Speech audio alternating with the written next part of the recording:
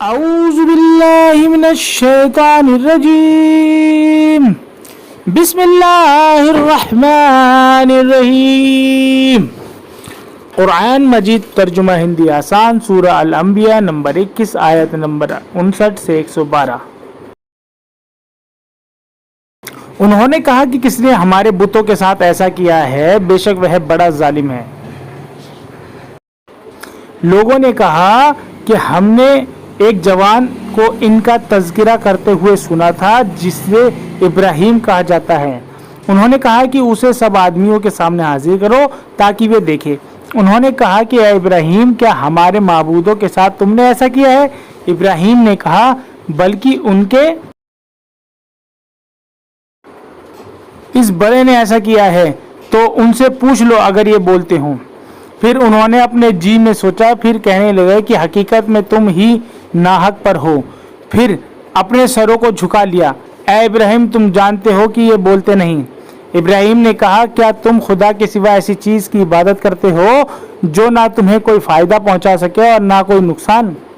افسوس ہے تم پر بھی اور ان پر بھی اور ان چیزوں پر بھی جن کی تم اللہ کے سوا عبادت کرتے ہو۔ کیا تم سمجھتے نہیں؟ انہوں نے کہا کہ اسے آگ میں جلا دو اور اپنے معبودوں کی مدد کرو اگر تمہیں کچھ کرنا ہے۔ ہم نے کہا کہ اے آگ، تو ابراہیم کے لیے ٹھنڈک اور سلامتی بن جا۔ اور انہوں نے اس کے ساتھ برائی کرنا چاہا تو ہم نے انہی لوگوں کو ناکام بنا دیا۔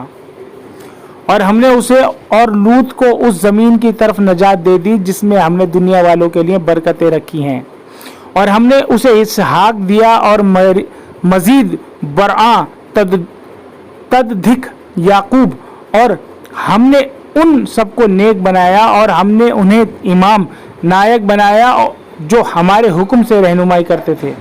اور ہم نے انہیں نیک عملی اور نماز کی اقامت اور زکوٰۃ کی ادائیگی کا حکم بھیجا اور وہ ہماری عبادت کرنے والے تھے۔ اور لوط کو ہم نے حکمت، تتودرشیتا اور علم عطا کیا اور اسے اس بستی سے نجات دی جو گندے کام کرتی تھی۔ بلا شبہ وہ بہت برے فاسق لوگ تھے۔ اور ہم نے اسے اپنی رحمت میں داخل کیا، بے شک وہ نیکوں میں سے تھا۔ اور نوح کو جبکہ اس سے پہلے اس نے پکارا تو ہم نے اس کی دعا قبول کی، بس ہم نے اسے اور اس کے لوگوں کو بہت بڑے غم سے نجات دی اور ان لوگوں کے مقابلے میں ان کی مدد کی جنہوں نے ہماری نشانیوں کو جھٹلایا۔ بے شک وہ بہت برے لوگ تھے، بس ہم نے ان سب کو غرق کر دیا۔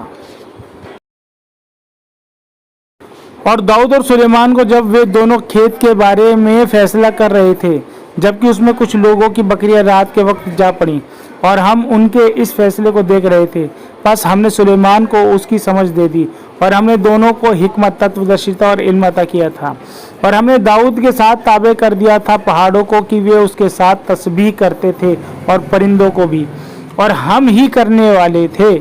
اور ہم نے اسے تمہارے لیے ایک جنگی لباس کی صنعت، شلپ کلا سکھائی تاکہ وہ تمہیں لڑائی سے محفوظ رکھے۔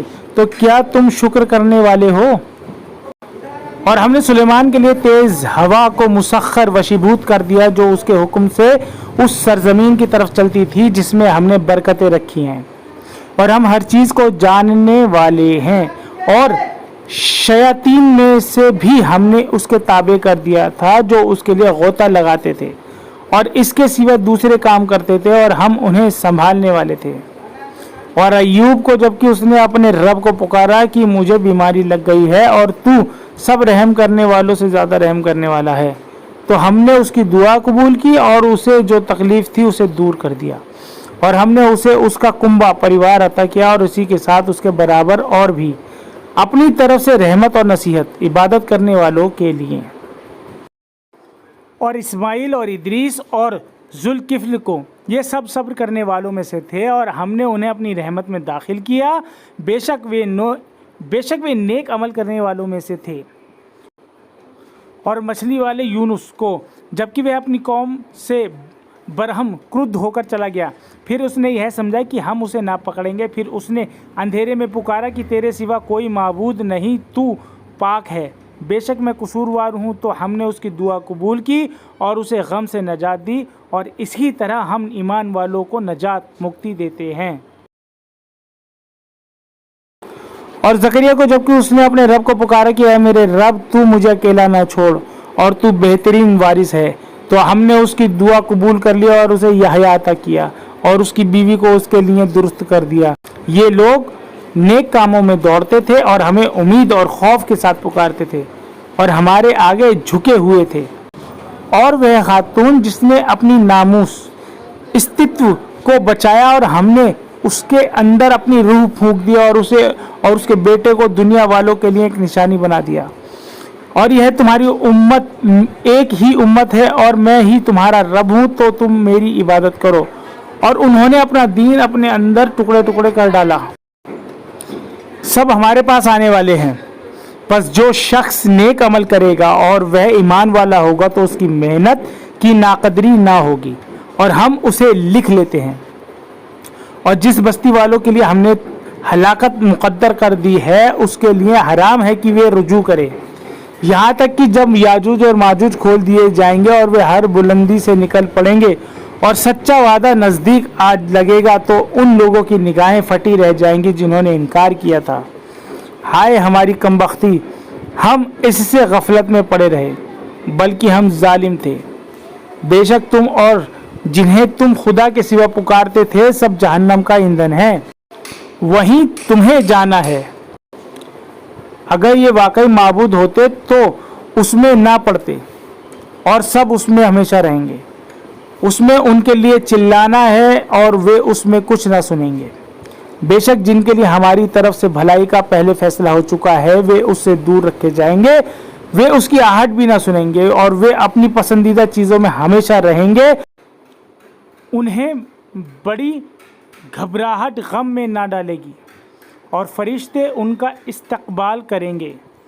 یہ ہے تمہارا وہ دن جس کا تم سے وعدہ کیا گیا تھا،